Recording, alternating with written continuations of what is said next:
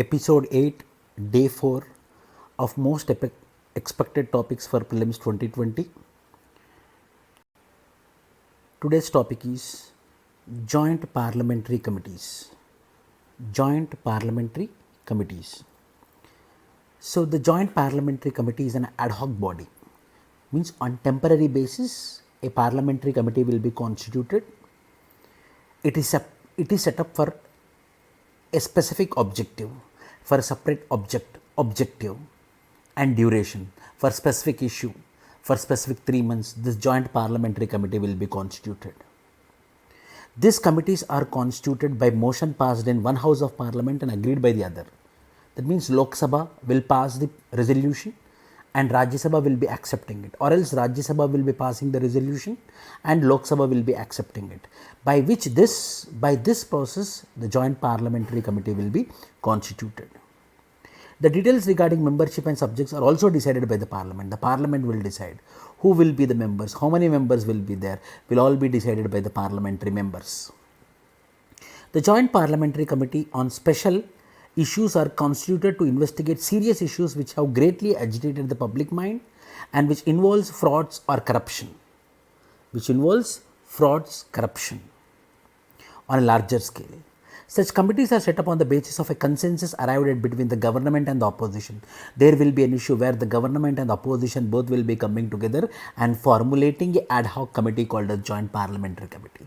Mainly on the issue of urgent public importance, or else the issue on which agitated the public mind, or else financial irregularity, a large financial irregularity. Such committees are set up on basis of consensus, yes. Prelims point of view, very, very important. It is not according to the government, it is according to the consensus brought out between the government and the opposition. JPC, which is called as Joint Parliamentary Committee, is a well-known and a potent investigative mechanism of parliament. So, it is one of the investigative mechanism of the parliament. The total investigation will be done by this Joint Parliamentary Committee. It will be having supreme powers. This committee becomes a functus officio after submission of the report to the parliament. That means it will stop it as a function. The function will be stopped after submitting its report to the parliament. Then the parliament will be taking care of the report. A JPC set up to examine a particular bill presented before the parliament or for the purpose of investigating cases of financial irregularities in any government activity, or else the JPC, an ad hoc body, is set up for a given period of time for 3 months or 6 months and is aimed at addressing a specific issue, mainly for the sake of a bill or else for the sake of any financial irregularity or for any specific issue. In order to set up JPC, a motion is passed in one house and supported by the other house, which we discussed. The committee members are decided by the parliament.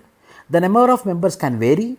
There are usually twice, that means the Lok Sabha members will be double and more than the Rajya Sabha member. If the Rajya Sabha numbers are X, then the Lok Sabha members will be 2X. A JPC is authorized to collect evidence in oral or written form or demand documents in connection with the matter.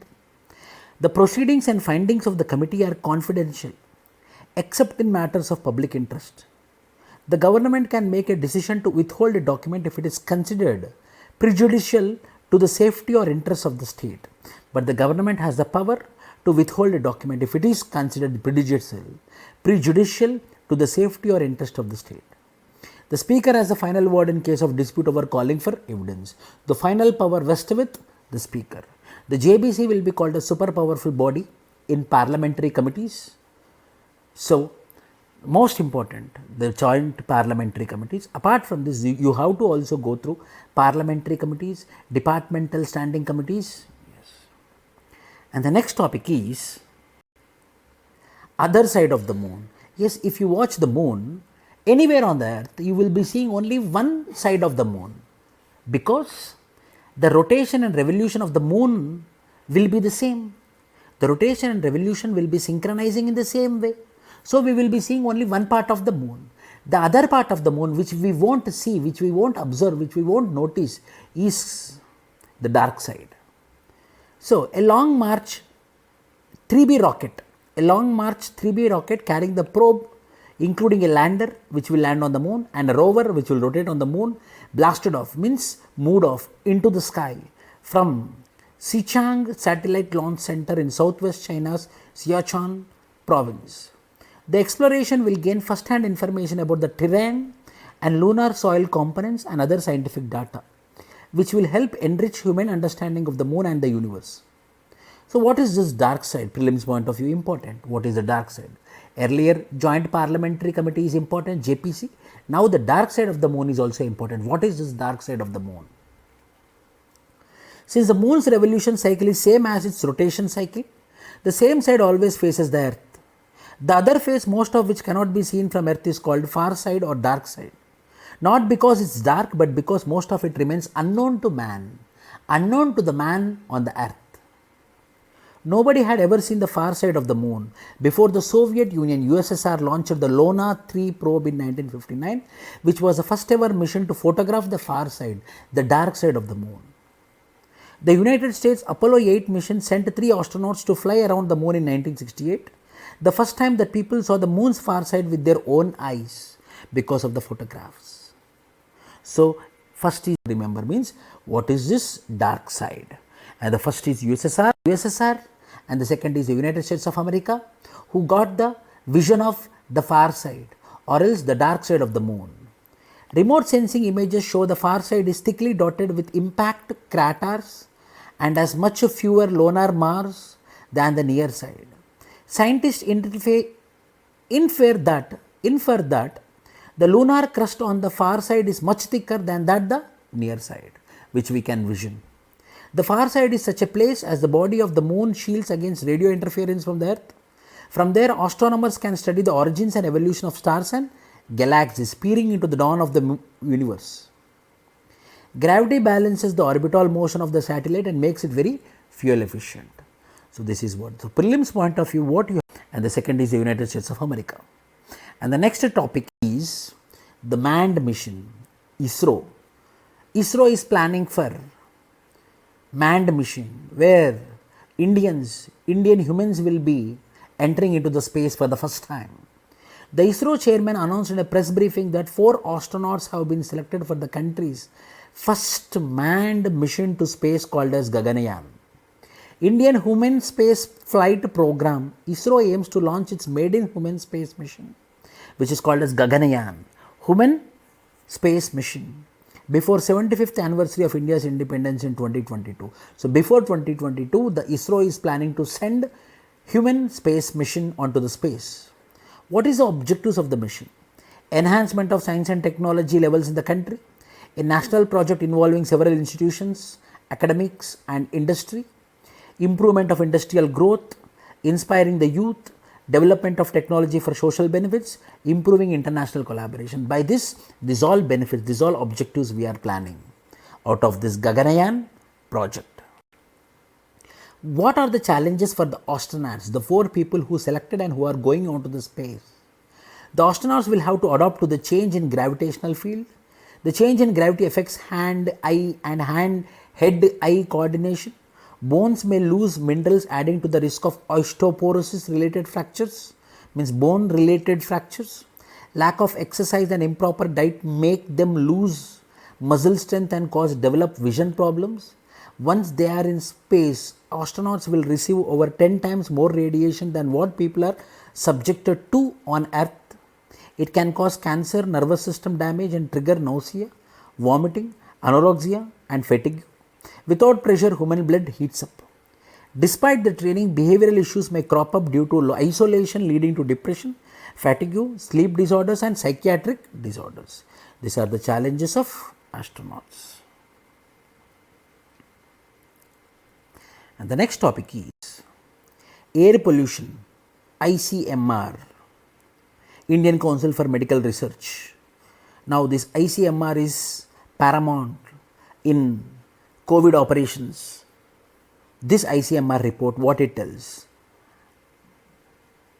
IQ Air, Indian Quality Air, Air Visual and Greenpeace have released World Air Quality Report 2018. The main objective behind the report was to measure the presence of fine particulate matter known as PM2.5, which has been recorded in real time in 2018. What is the highlights of the report? The report, based on the study of 3000 cities, said that 64% of the cities exceeded the World Health Organization's annual exposure guidelines for particulate matter 2.5.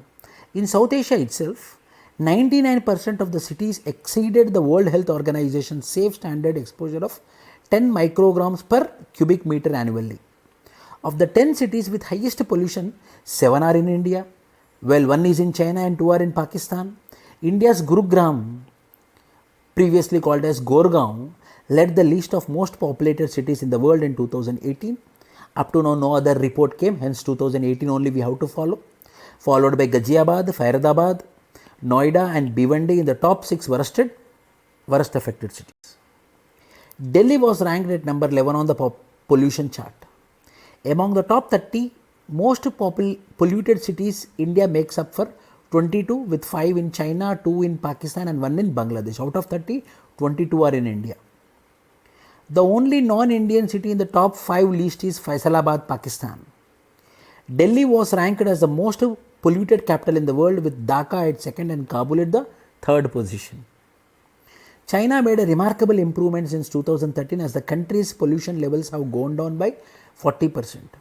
In 2013, Beijing topped the pollution charts. Beijing ranks now as the 122nd most polluted city in the world in 2018. See, in 2013 it was the first, and in 2018 it is 122. Some magic is happening in Beijing. That's why there is a drastic changes are happening in Beijing. In South Asia, out of 20 most polluted cities in the world, 18 are in India, Pakistan, Bangladesh. In Southeast Asia, Jakarta and Hanoi are the most polluted cities. See, out of 20, 18 are in India, Pakistan and Bangladesh, and other 2 are Jakarta and Hanoi. Next topic is G20 Summit 2019. Recently, 14th G20 Summit was held in Osaka, Japan on 28th-29th June 2019. Because of this COVID-19, this year we may not have G20 Summit, or else the next 15th G Summit might get postponed. The G20 Summit 2019 was based on discussions on subjects like trade, energy, climate change, etc. Indian Prime Minister, his 6th G20 Summit, held many plurilateral meetings with other world leaders like Russia, USA, Japan, China, etc. Along with that, India also participated in 2 parallel trilaterals, Russia, India, China, and Japan, USA, America and India. One is Russia, India, China, other is Japan, America and India. And an informal BRICS summit, JAI trilateral. 3 countries discussed issues of the Indo-Pacific region, connectivity and infrastructure development. It was the second Japan, America, India meeting. Very important. It was the second Japan, America meeting. Informal BRICS meet, India stressed the need to stop all the mediums of support to terrorism and racism. Indian Prime Minister called terrorism the biggest threat to humanity, which kills innocent and severely affects economic development and social stability in the world. India and the US discussed various bilateral and global issues including Iran issue, 5th generation communication networks, trade and defense ahead of the G20 summit. India targeted to become $5 trillion economy in the next 5 years by 2024. Further, India pledged to become social sector as its top priority and resolved to focus on infrastructure development, especially digital infrastructure. However, Indian Prime Minister also highlighted the deficiencies of resources, underlining that there is a shortfall of almost 1.3 trillion investment in the infrastructure. On the sidelines of G20 summit, India and Japan signed exchange of letter of intent in Ahmedabad Kobe sister city partnership. So, the Japan had an agreement, had a partnership with India that developing the Ahmedabad on the lines of Gobi of Japan.